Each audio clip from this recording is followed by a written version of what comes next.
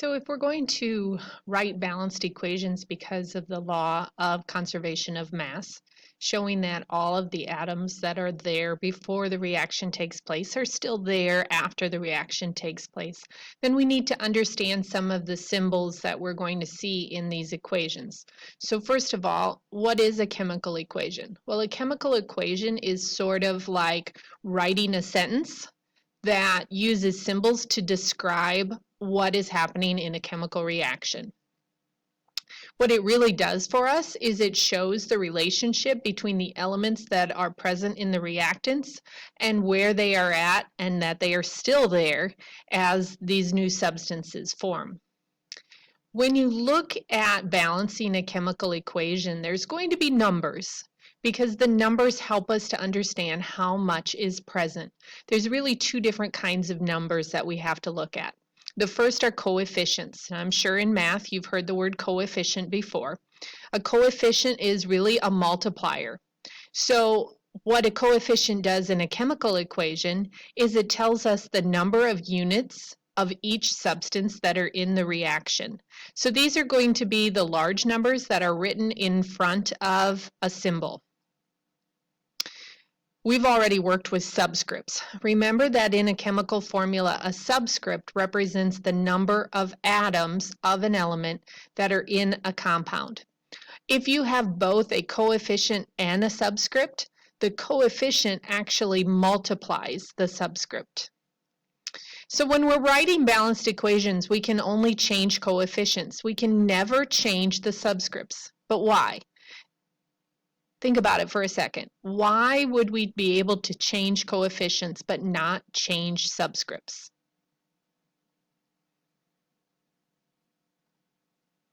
Well, hopefully you realize that if you change the coefficient, you're changing how much there is of the substance. And that's okay. You can change how much there is.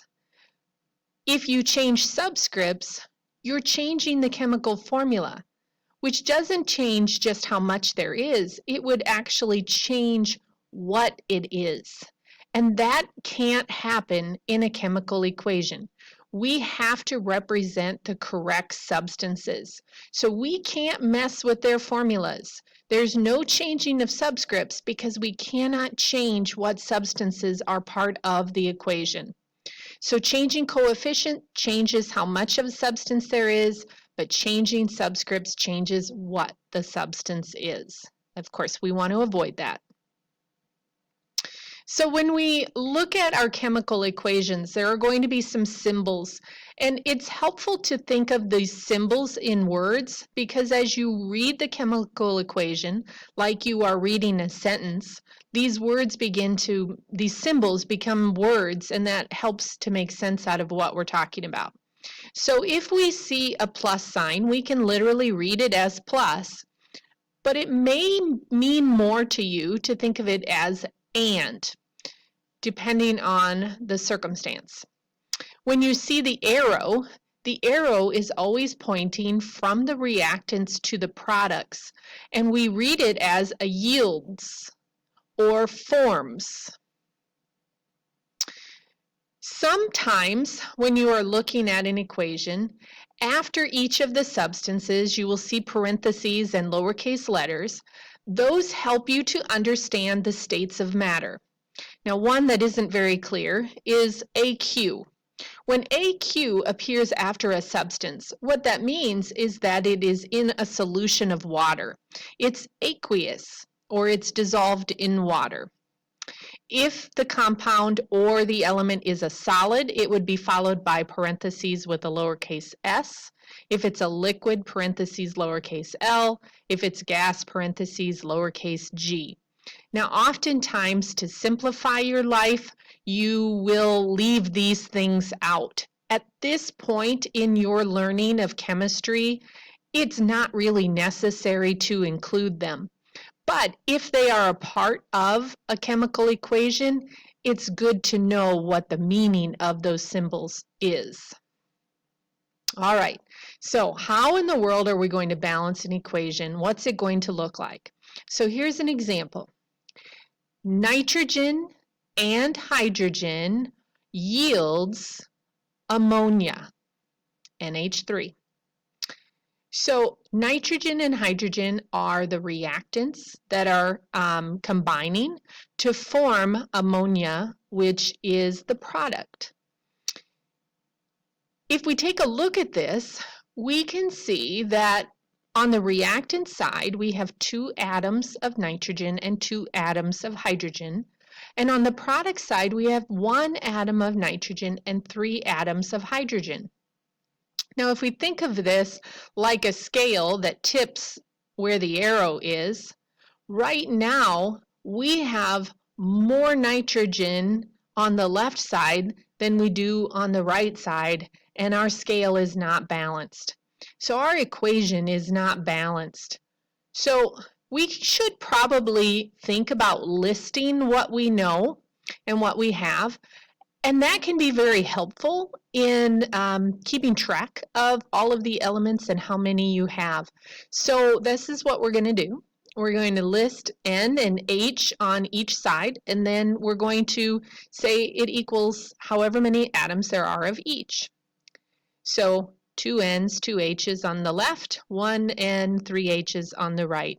Makes it very, very obvious that they are not balanced. So we have to make a change. And it really doesn't matter which element you start with to make your change.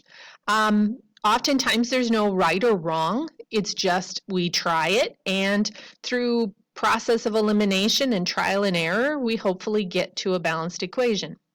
I tend to start with the element that comes first for no particular reason. So I'm going to start with nitrogen. Since I have 2 on the left, I need to have 2 on the right. And the only numbers that I can add are coefficients, numbers out front that are multipliers. So I can't add another N by adding a subscript. I can only put a multiplier in front. So since I have right now 1 nitrogen, I'm going to have to multiply that by a coefficient of 2. And I would write it like this. Now, if I take a look at what I have, my coefficient of 2 in front of the NH3 has multiplied my N. But remember that it multiplies everything that it is in front of. So it also multiplies my H's on the right-hand side. So my new list would look like this. I'd have 2 N's on each side, and that's highlighted because they're now balanced. They're equal to each other. I have still the 2 H's on the left-hand side, but I now have 6 H's on the right-hand side. So still not balanced. I need to fix the H's. So when I take a look at this, I have more H's on the right, which means on the left, I need a multiplier. I'm trying to get 6 on both sides, so clearly I would have to multiply my 2 with a coefficient of 3. And when I do that, it fixes everything. So now my final balanced equation has a coefficient of 3 in front of the H2 and a coefficient of 2 in front of the NH3. And when we look at our final totals, we can see I have 2 N's on each side and I have 6 H's on each side. I have a balanced equation. So it really is a process. Sometimes you're going to, in the first try, get it right. Other times you're going to find that it's not working so well. And you may be kind of chasing your tail, and every time you make a change, something else goes wrong, and you can't ever get to a stopping point. When that happens, scrap the work and start again. That's usually your best bet.